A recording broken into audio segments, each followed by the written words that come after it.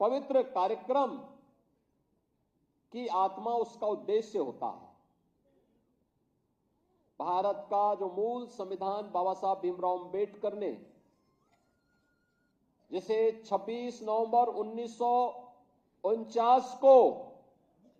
जिस संविधान को अंगीकार किया था, याद करना, उस संविधान में दो शब्द नहीं थे,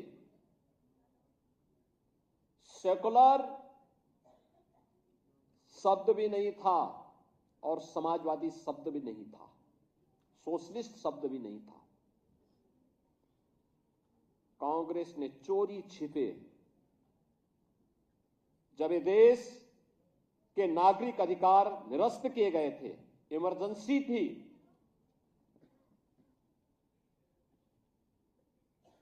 तब इन दो शब्दों को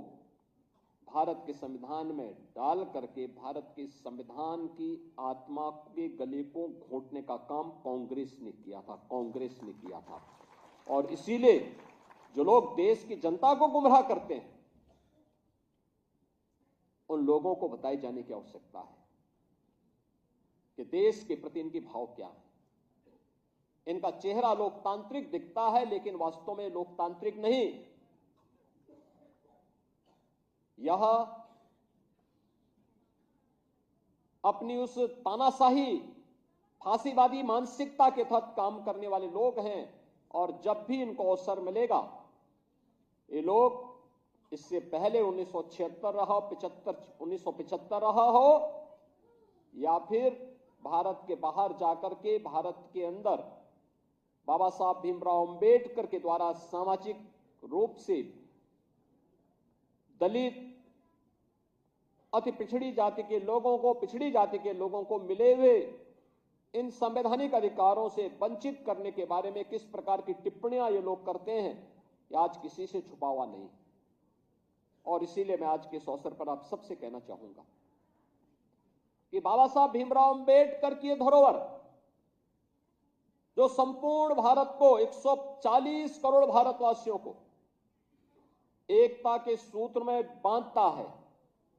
वह है भारत का संविधान। इस भारत के संविधान का संरक्षण करना हम सबका दायित्व है, और याद करना, इसका सबसे अच्छा रास्ता है कि भारत के संविधान के द्वारा भारत के प्रत्येक नागरिक के लिए तय किए गए उसके मूलभूत कर्तव्यों का अगर हम पालन करेंगे, तो यह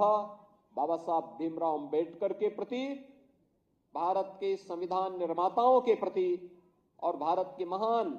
स्वाधीनता संग्राम सेनानियों के प्रति हमारी सच्ची श्रद्धांजलि होगी।